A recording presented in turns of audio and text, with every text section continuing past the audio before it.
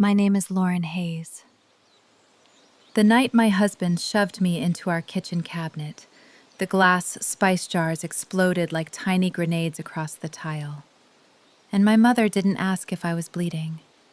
She stared at the mess, stared at my shaking hands, and whispered the sentence that finally snapped something inside me. Lauren, please, don't make this public. Think about the family.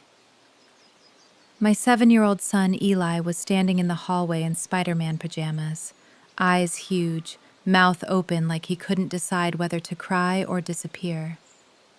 My husband, Mark, had already switched faces, like he always did, one palm out, voice soft, the concerned dad routine. I didn't touch her, he said, like we were in a courtroom instead of our own home. She's stressed. She's been spiraling. And my father, my strong, church on Sunday, protect the women father, did the thing he'd been doing for years. He looked at Mark and said, "Let's all calm down." Then he looked at me and added, "Stop provoking him." I remember my lips moving before my brain caught up. "I didn't provoke him," I said. "I said I was taking Eli to my sister's for the weekend." Mark's smile didn't reach his eyes. And I said no. My mother reached for my wrist like she could physically keep me in place.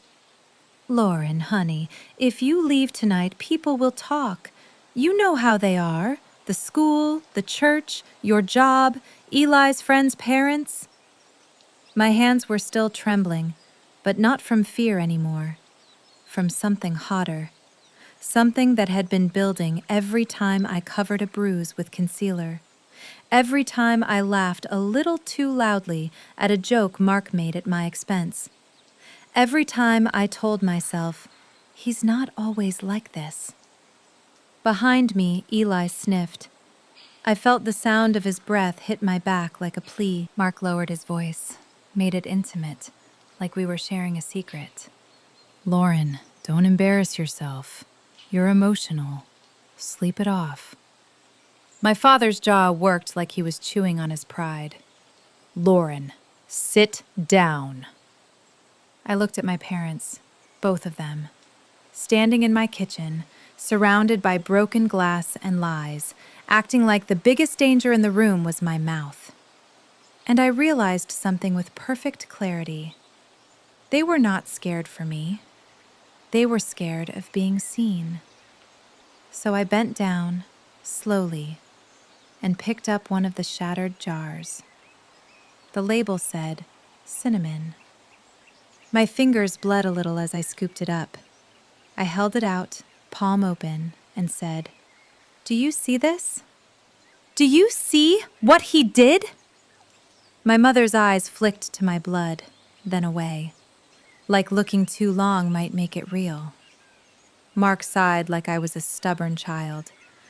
"She's doing that thing again," he told them. "The dramatics." My father took a step toward me, voice low, controlled, the tone he used when he wanted me to obey.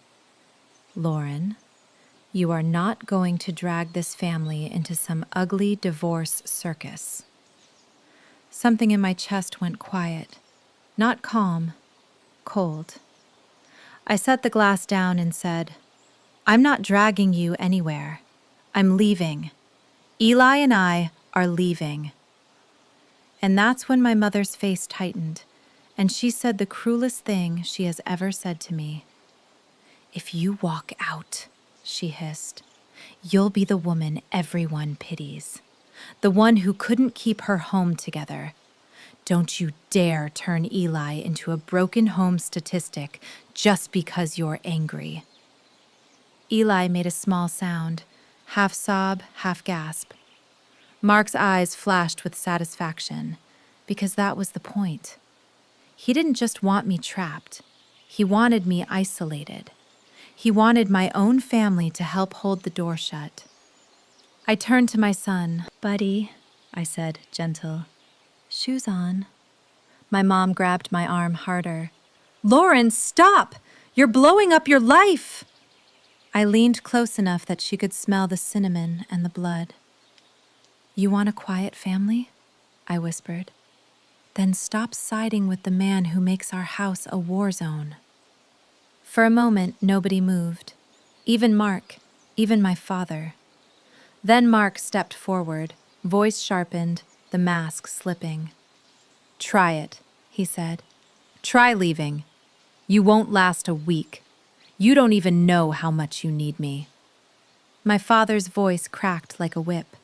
That's enough. Lauren, if you insist on doing this, don't expect us to clean up your mess. My mother's eyes were bright, furious. You're staining our name, Lauren. Pack your drama and disappear if you're determined to be selfish. There it was. Not, are you safe? Not, where will you go? Not, let's help Eli. Just, don't stain us. I slid my arm free. Okay, I said. Then watch. And we walked out, Eli clutching my hand so tight my knuckles went white, while my husband stood in the doorway, smiling like he'd already won. He hadn't. He just didn't know it yet. Because I'd spent years being the woman who smoothed things over. And that night, I became the woman who kept receipts.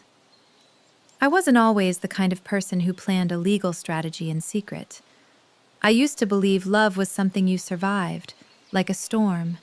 You duck your head, you wait it out, you tell yourself the sun will come back if you're patient enough. I met Mark when I was 26, fresh out of grad school, wearing a cheap blazer that still had a tag inside because I'd borrowed it from my roommate to look adult. He was charming in that polished, confident way. Works in sales, knows everyone at the bar, remembers the bartender's name, compliments you like you're the only person in the room. When he proposed, my parents cried. My mother told everyone in our small suburban Ohio town that her daughter had married up, like my worth was something that needed a better zip code. At first, Mark didn't hit me. He didn't have to. He cut me down in ways that felt deniable. Are you sure you want to wear that? You're sensitive. You always make things harder than they need to be. You're lucky I'm patient with you. Then came the money. He insisted on handling finances because he was better with numbers, which was ridiculous because I literally worked as a project manager for a healthcare company and tracked budgets for a living. But he framed it like love, like protection. Then came Eli, my sweet, bright boy with a laugh that made strangers smile. The first time Mark shoved me, Eli was a baby. It happened so fast I didn't even process it as violence. We were in our apartment, I was holding Eli, and Mark wanted the baby to stop crying immediately. When I said, "He's hungry," Mark snapped, grabbed my shoulder, and shoved me back against the wall. Afterward, he cried. He apologized. He brought flowers. He told me I'd scared him by disrespecting him in his own home. I told myself it was stress. Then it happened again, and again. Never in public, never where someone would see clearly, always where there was doubt. And my parents? My parents, who should have been my safe place, treated each incident like an inconvenience. "Recall things correctly," my father would say. "Words matter." My mother would sigh, exhausted, like my pain was another household chore. "Lauren, marriage is hard. Don't throw it away over a bad season."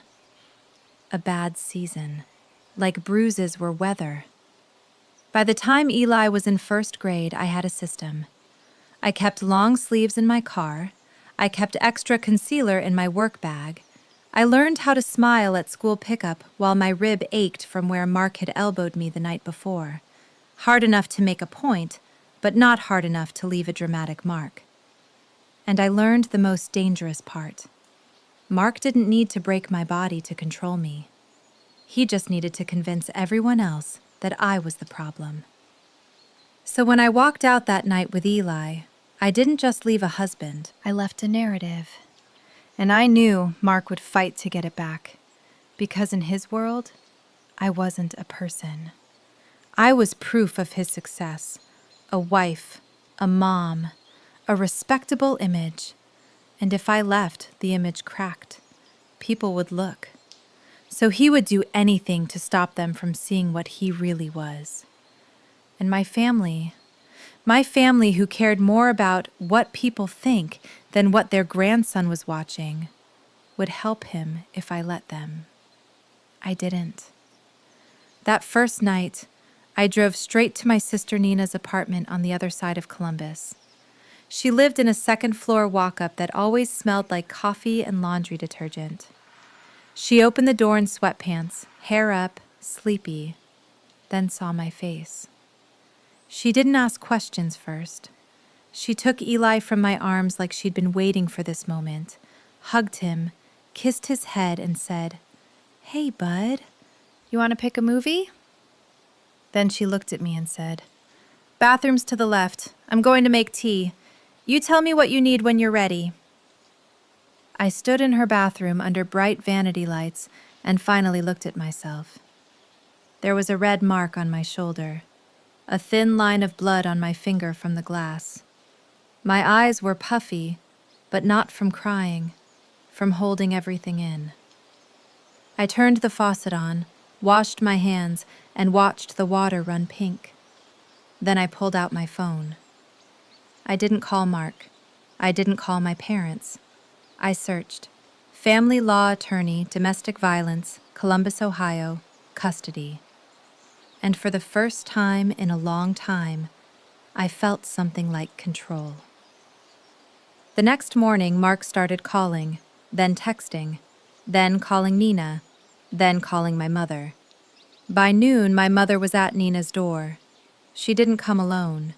She brought my father, and they walked into my sister's living room like they owned it. My mother's first words weren't, "Are you okay?" They were, "Lauren, what are you doing to us?" Nina stood near the kitchen, arms folded, watching them like a guard dog. I sat on the couch with Eli beside me, a bowl of Cheerios in his lap. My father kept his voice low. "Your mother hasn't slept. Mark is frantic. People are noticing." "Good," I said. My mom's eyes widened like I'd spit. "Don't say that. Don't be cruel. Eli needs stability." "I'm giving him stability," I said. "Away from Mark." My father's nostrils flared. "You're being dramatic. You always do this. Take something and blow it up." I looked at him. Really looked. The man who taught me to ride a bike, who used to carry me on his shoulders at the county fair, the man who once told me, "No one gets to treat you like you're less." And now he was here, arguing for the man who treated me like property. Nina's voice was sharp. "You don't get to call her dramatic when she finally stops hiding what's happening." My mother snapped her head toward Nina. "This is none of your business." "It's my business when my sister shows up with her kid at midnight because her husband is terrifying," Nina said, jaw tight. "Sit down or leave." My father's attention went back to me. "Lauren, you need to come home and work this out privately." "No," I said. My mother's voice went higher. "For Eli's sake." "For Eli's sake," I interrupted, and my voice surprised me with how steady it was. "I'm not raising him in a house where he learns men can scare women into silence." My mother blinked hard. "Mark is not a monster." I laughed once, sharp. "You weren't there last night." My father's face hardened. "We were there. We saw a mess and we saw a disagreement." "A disagreement," I repeated. "With broken glass." My mother leaned forward, pleading now. "Lauren, listen. If you divorce, you'll be labeled. You know our town, you know the whispers. And Mark can be helped. Therapy, church counseling, anger management. You don't throw away a marriage, you fix it. Mom, I said softly, you fix a marriage when both people are safe. She shook her head like I was being stubborn. You're not thinking clearly. Nina scoffed. She's thinking clearer than you. My father stood, voice suddenly loud. Enough. Lauren, you are not going to turn this into a spectacle. Go home, apologize, and stop making accusations you can't prove. There it was again. Prove. Mark had built his whole system around that word, always staying just on the edge of plausible deniability. I looked at Eli, who was staring down into a cereal like it held answers. My heart squeezed. Then I looked at my parents and said, I'm not asking for your permission. My mother's face twisted. Lauren, if you do this, don't expect us to stand behind you. I nodded once. Okay. My father's mouth opened, like he expected me to beg. I didn't. Nina walked to the door and held it open. Time to go, she said. My mother stood slowly, furious tears in her eyes. You're going to regret humiliating us. I didn't move. I didn't chase her. I didn't soothe her. I watched them leave. And when the door closed, Nina exhaled like she'd been holding her breath for years. Okay, she said. What's the plan? I swallowed. I'm going to win, I said. And then, for the first time, I said the word out loud. I'm going to divorce him. Eli looked up, eyes scared. Does that mean Daddy won't live with us? I moved closer, brushed his hair off his forehead. It means we're going to be safe, I told him.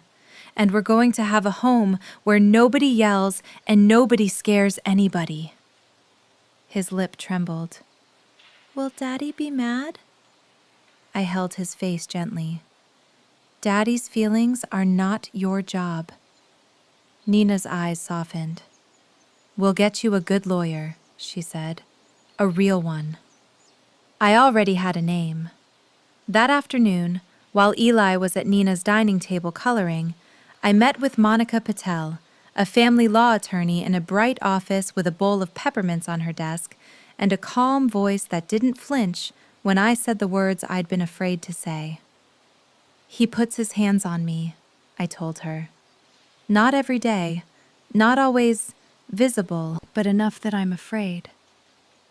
Monica didn't gasp. She didn't judge. She pulled out a yellow legal pad and asked, Do you have any documentation? I stared at the pad like it was a test I hadn't studied for. Not really. That's okay, she said.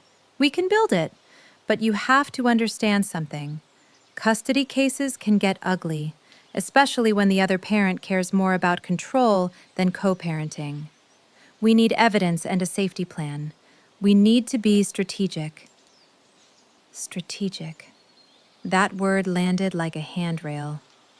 Monica went through options: a civil protection order, temporary custody, supervised visitation requests, emergency hearings if necessary. She explained the difference between what I knew in my bones and what a judge would need on paper. Then she said something that made my throat tighten. Lauren, you are not weak for staying as long as you did, she said. You were surviving. Now we shift from survival to protection. Protection. For me. For Eli. On the way out, she handed me a list. Simple. Practical. Start a journal with dates, times, incidents. Take photos of injuries and damaged property. Save texts, voicemails, emails. If he threatens you, call the police. If you need medical care, tell the provider the truth. Tell trusted people. Create witnesses. I sat in my car outside her office and read the list 3 times.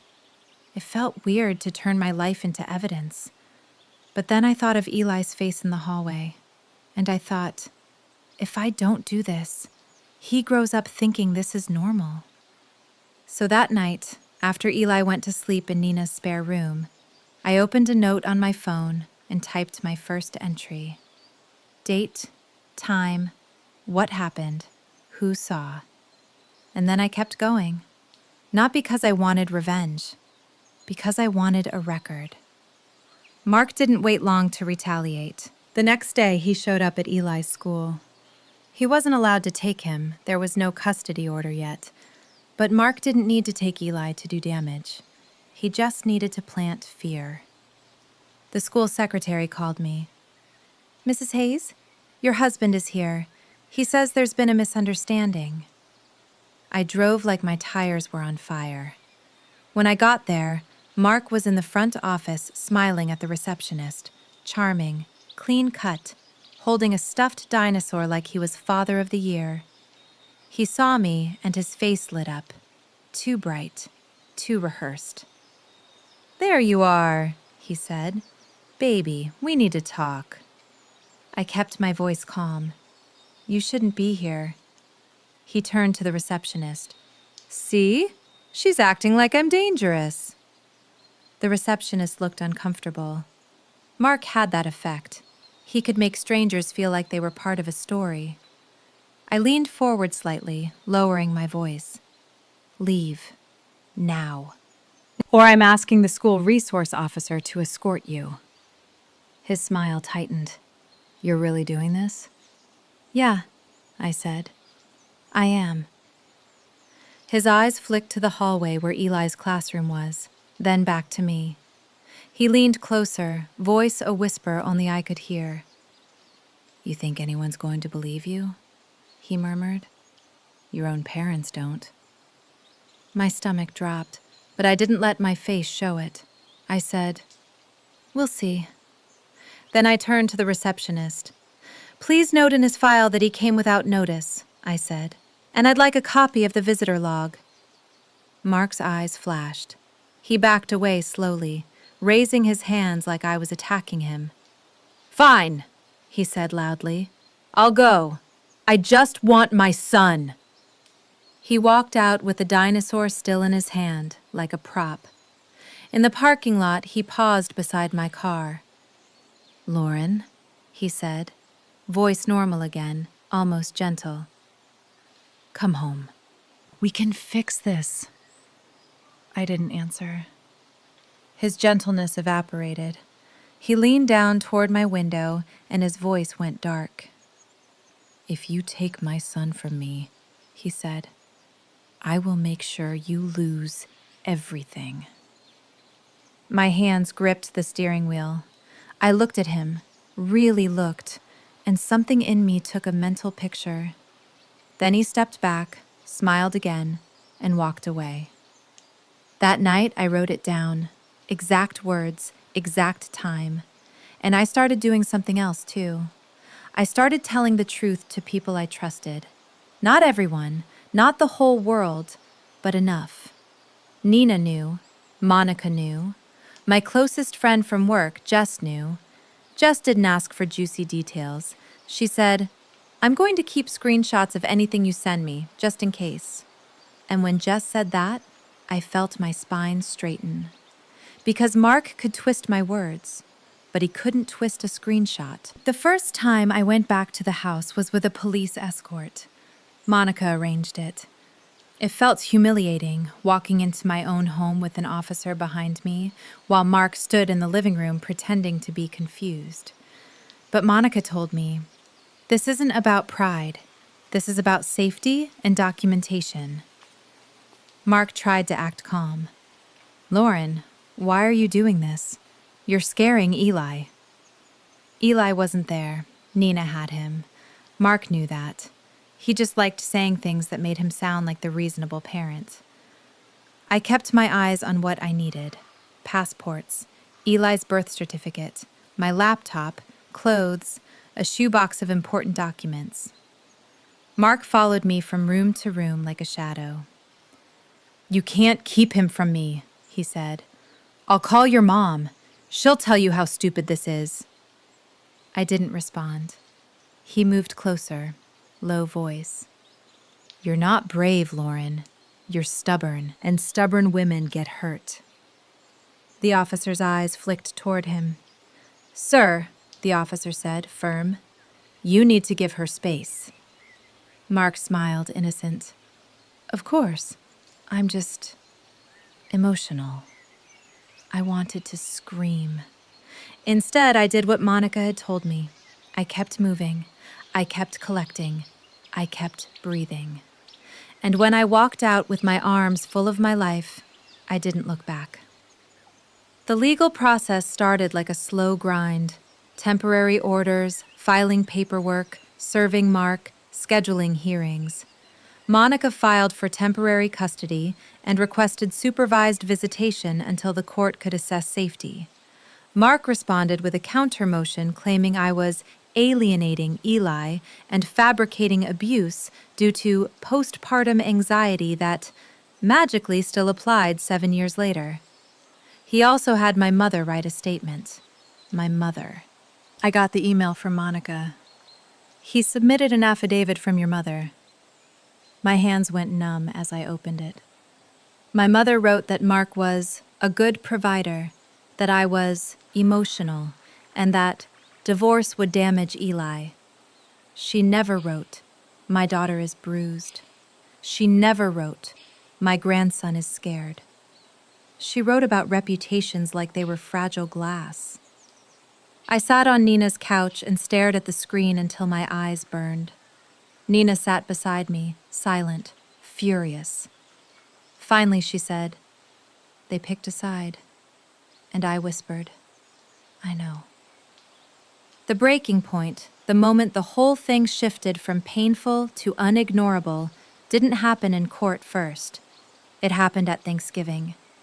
My parents insisted we at least come for dinner because Eli shouldn't miss family traditions.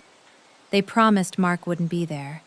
Monica advised against it, but I wanted one normal thing for Eli. One plate of turkey, one moment where he could just be a kid. So I went, cautious, guarded. My parents' house smelled like sage stuffing and the cinnamon candles my mother always bought from Bath and Body Works the second the leaves turned. Eli ran to the living room to play with his old Legos. I walked into the kitchen and immediately felt the tension. My mother was basting the turkey like it was a sacred ritual. My father was slicing bread with aggressive precision. Then my mother said, without looking at me, "Mark is on his way." I froze. "You said he wouldn't be here." My father didn't stop cutting. "It's his son's Thanksgiving too." My stomach turned. "No, I'm leaving." My mother finally looked at me. "Lauren, don't be dramatic. Just sit. Be civil. People are already asking questions." I couldn't believe it. "You lied to me." "We did what we had to," my father said, voice like stone. "This has gone too far. You're tearing the family apart." Nina wasn't there. I'd come alone with Eli, thinking it was safe. My heart hammered. I turned toward the living room. Eli looked up, sensing something. His smile faded. The front door opened. Mark walked in holding a pie like a peace offering, wearing the sweater I'd bought him last Christmas. He smiled at my parents like they were allies. Then he looked at me. "There you are," he said. "I missed my family." My mother said, "Let's all just have dinner." I felt heat rise behind my eyes. I wanted to grab Eli and run. But Mark stepped closer, voice low, just for me. "You thought you could hide at your sister's forever?" he murmured. "You're still mine, Lauren. You'll learn." I backed up. "Don't talk to me." My father's voice snapped. "Lauren, stop! You're making a scene!"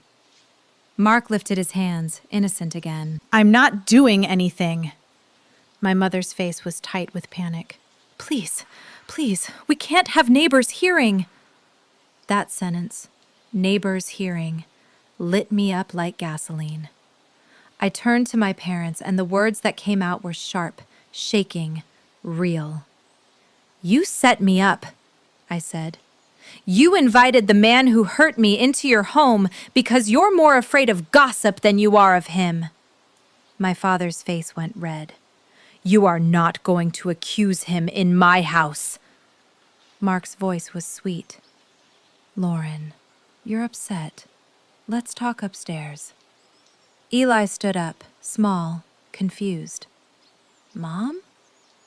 I moved toward him, but my mother stepped between us, like she could block my exit. "Lauren," she hissed, eyes wide. "You are going to sit down and act like a normal wife for one evening. Stop poisoning your son against his father." I stared at her. Then I heard myself say calmly, "Move." My mother didn't, and that's when my father said the line I will never forget. "If you keep pushing this," he said, voice cold, "you will end up alone, and it will be your fault." Mark's eyes glittered. He loved this. He loved my parents doing his work. I looked at Eli, my baby, my whole heart, standing there trapped in adult insanity. And I made a decision so clear it felt like a door closing. I pulled my phone out, hit record, and held it at my side. Then I said louder, "Mark, get away from my son!" Mark's smile snapped. "Don't you dare record me!" My father's head whipped. "Lauren, stop it!" My mother's voice went frantic. "Turn that off!" I looked straight at my mother and said, "No, I'm done protecting you." Mark stepped forward fast, anger flashing, reaching for my phone. And in that instant, my father lunged, not at Mark, at me. He grabbed my wrist hard, trying to yank the phone away. Pain shot up my arm. Eli screamed, "Stop!" I pulled back, voice rising. "Let go of me!" My mother's hands flew up to my mouth like she could physically silence the truth. "Lauren, shut up! You're humiliating us!" Mark's face twisted. "You're crazy. You're really crazy." I yanked free, grabbed Eli's hand, and moved toward the door. My father followed, furious, voice booming. "You will not run out like some victim martyr. You're not going to turn us into villains because you can't keep your husband happy." I spun back, shaking with rage. "Keep my husband happy?" I repeated. "Do you hear yourself?" My mother's face was pure panic. "Lauren, if you walk out with that recording, I swear to you, don't come back. Don't you dare come back crying when you've wrecked everything." It was the harshest confrontation of my life. Not because Mark threatened me, because my parents, my own blood, chose shame over safety, out loud. I held Eli tight and said, "I'm not coming back." Mark barked, "Give me my son!" I didn't. I got us out the door, down the steps, into the car. Eli sobbed in his booster seat. My hands shook so badly I could barely put the key in the ignition. And as I drove away, I looked at the blinking red light on my phone screen. Recording saved. Not because I wanted to destroy my parents, because now I had proof of what I'd been living in. A family system that protected the abuser and blamed the survivor. That recording became the backbone of my case. Monica listened to it once and said, quietly, "This helps." It wasn't just about Mark anymore. It was about the environment, the pressure, the intimidation, the way Eli was being dragged into it. The court appointed a guardian ad litem to represent Eli's best interests. There were interviews, home visits, questions that made me feel like my whole motherhood was on trial. Mark tried to charm the guardian the way he charmed everyone. He showed pictures of Eli at the zoo, receipts for soccer cleats, stories about family values. But the guardian asked Eli directly, in a child-friendly way, "How do you feel at Daddy's house?" Eli looked down and said, "My tummy hurts." The guardian asked, "Why?" Eli whispered, "Because Daddy gets loud, and Mommy cries, and Nana says Mommy is bad." I didn't know he'd say that. When the guardian told Monica, I cried in Nina's kitchen over a box of macaroni and cheese, like my tears were finally allowed to exist. The evidence pile grew. Photos of bruises with timestamps. A doctor's note from an urgent care visit where I finally said, "My husband did this," and watched the nurse's face go from polite to protective. Text messages from Mark. Apologies that turned into threats when I didn't respond. Voicemails where his sweet voice turned sharp. "You're making me do this." School visitor logs. Nina's testimony about the night we arrived. Jess's saved screenshots. And yes, audio. Monica coached me carefully on legal boundaries. Ohio's recording laws, what could be used, what couldn't. She didn't let me get reckless. She let me get prepared. The day we filed the motion for a protection order, my hands were steady. Not because I wasn't scared, because fear had finally met its match. In court, Mark looked like the perfect husband. Pressed suit, soft voice, concerned eyes. He told the judge, "I love my wife. She's under stress. She's being influenced by her sister. I just want my family back." My parents sat behind him, like a silent jury. I sat with Monica and stared forward. When it was my turn, Monica asked gentle questions that let me tell the truth without falling apart. And I told it. The pushing, the grabbing, the intimidation, the threats.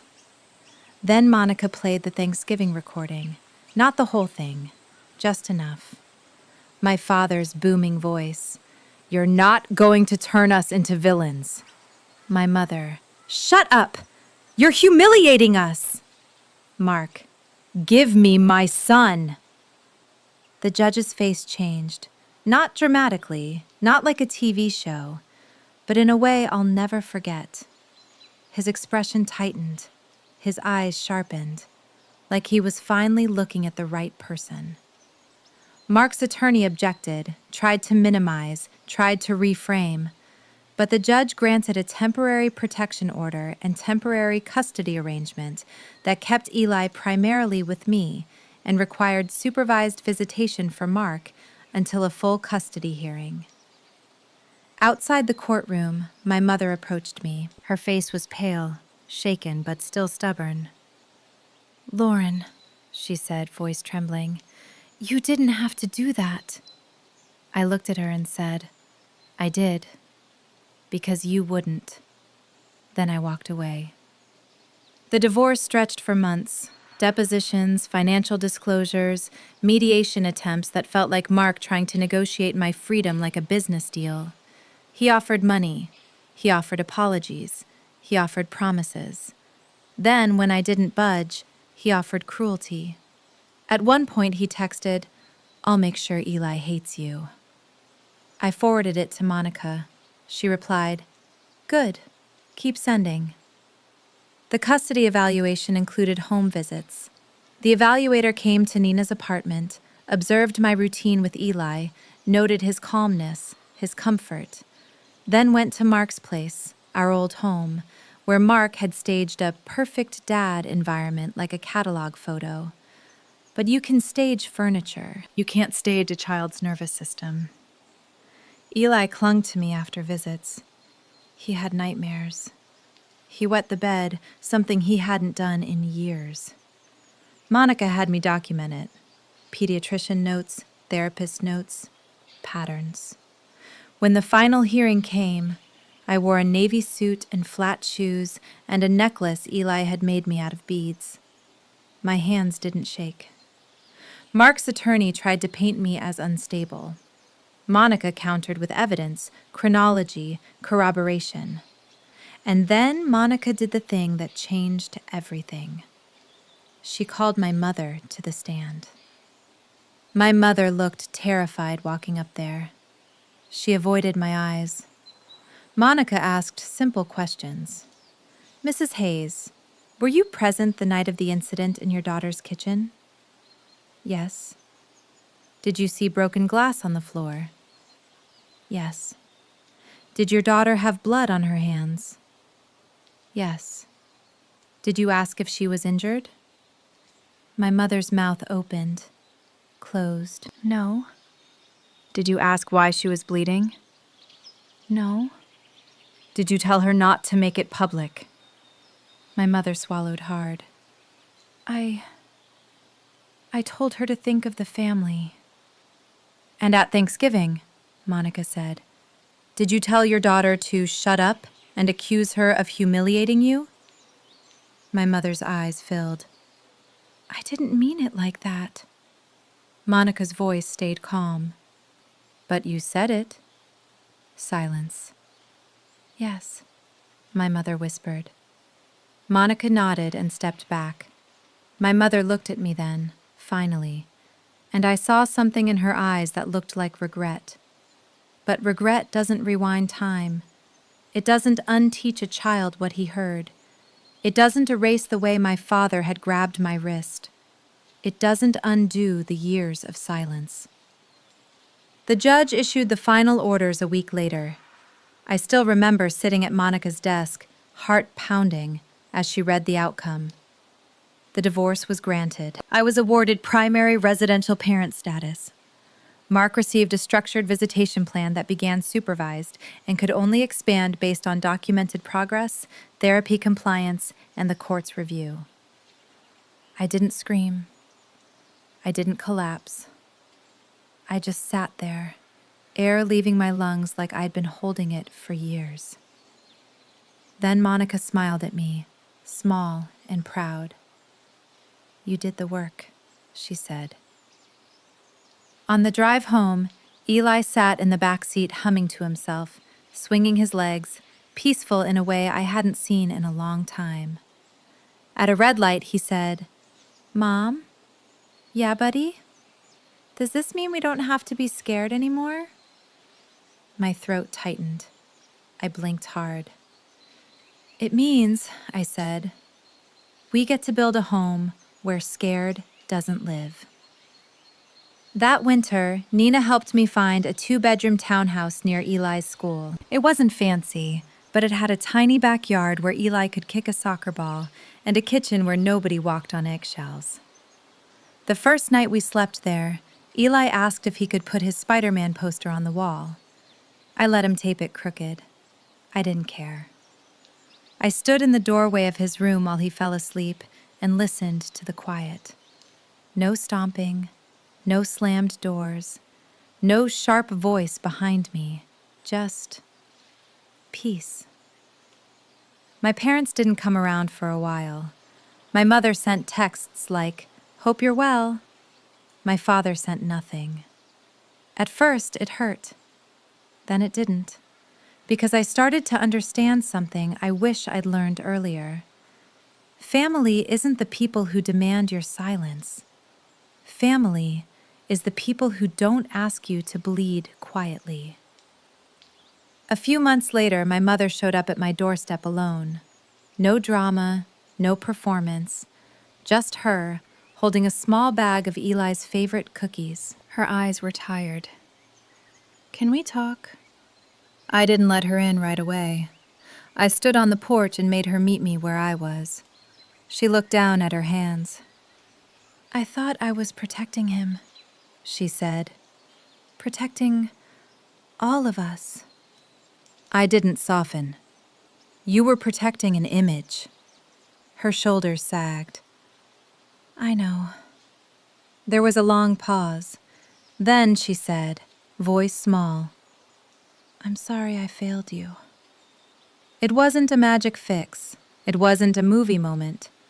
But it was the first time she'd said something real. I nodded once. If you want to be in Eli's life, I said, you don't get to talk about me like I'm the problem. You don't get to make him feel responsible for adult shame. And you don't get to invite Mark into spaces where Eli is supposed to feel safe. My mother wiped her eyes. Okay, she whispered. Okay. I didn't hug her, not yet. But I took the cookies, and I closed the door gently, because I could. A year later, Eli is thriving. He laughs easier, he sleeps through the night. His teacher told me he's more confident, like he's finally in a world where he doesn't have to scan faces for danger.